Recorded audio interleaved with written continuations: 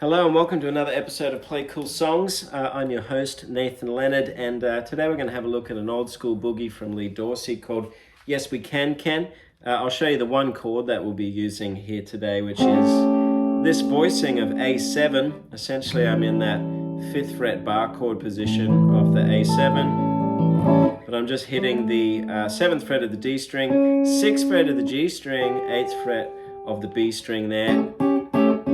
That's my A7 voicing, which we're going to be using throughout our lesson today. So it's pretty simple in terms of what we're playing, but how we play it is where I want to go with this lesson. And this came out of a student that I was working with the other day, and we used this song here to work on some funk guitar parts, and I just wanted to share some of those insights with you here as well. So one signature of that New Orleans style funk guitar is what they call the chicken scratch, which is a little bit sloppy and kind of just laying into the strings in such a way that we're bringing out this percussive scratching sound within, the chords. So I'll just play a little bit of the tune for you here and see if you can pick up on that.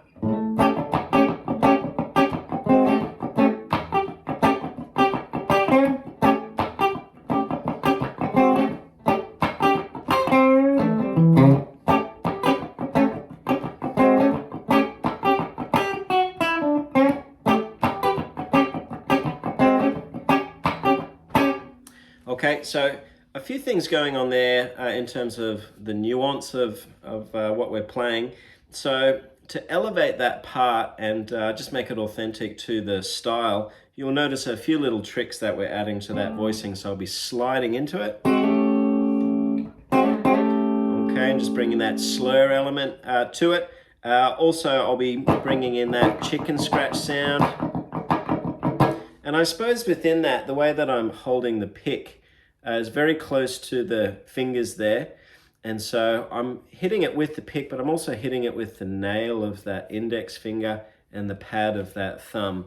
So all three of those textures are hitting the strings. And we can lean on that a bit to bring out some harmonics and just blend those three sounds into our right hand. Yeah, so the main thing that we were looking at as well with that as an exercise was playing fills in and around that chord.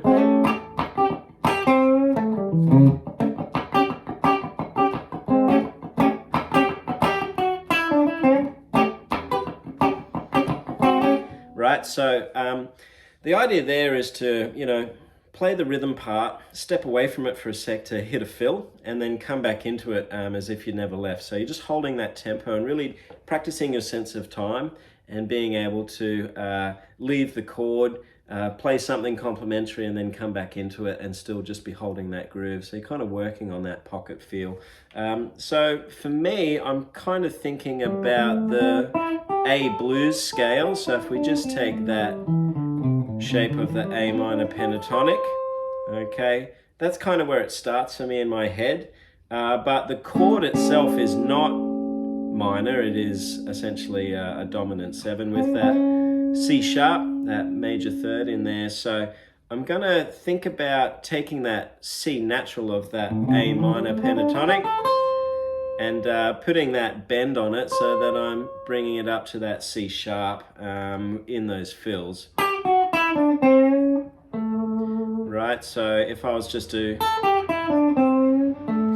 take a simple example there, I'm just starting on the 5th fret of the E string there, that's my A note, and then just working my way down that pentatonic scale until I get to the C natural. I'm going to hit it and then bend it up to the C sharp. So that could be a fill to start with and get you going.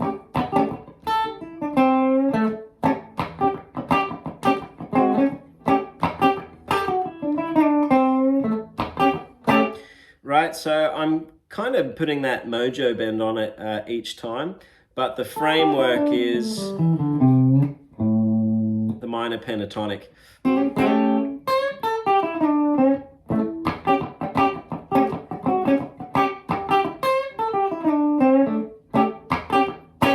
Right, so every time I encounter a C natural, I'll be turning it into a C sharp. And that's kind of a good place to start. In the actual song, I think one of the fills would be, which is pretty cool. So I'm just starting there on the G natural there of the B string.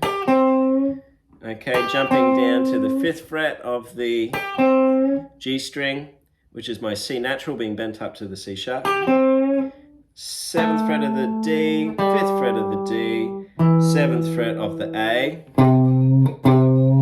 Okay, and he'll kind of lean on that in a different way each time. Sometimes he'll double tap it. That's that low C on the 8th fret of my E string.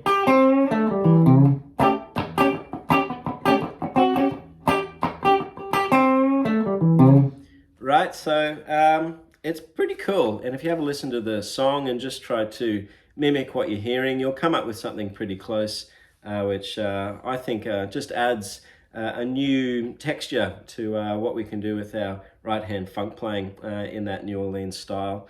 Another thing I do a bit with this kind of playing is, you know, these 2-note chords where I might be hitting double stops, I suppose. Just kind of finding where these 2 notes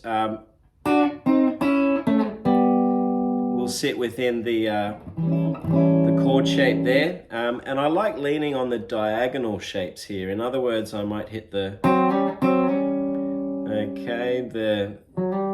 flat 7 and the major 3rd there. Okay, so that is on the 5th fret of the D string. My Savage Cavoodles upstairs.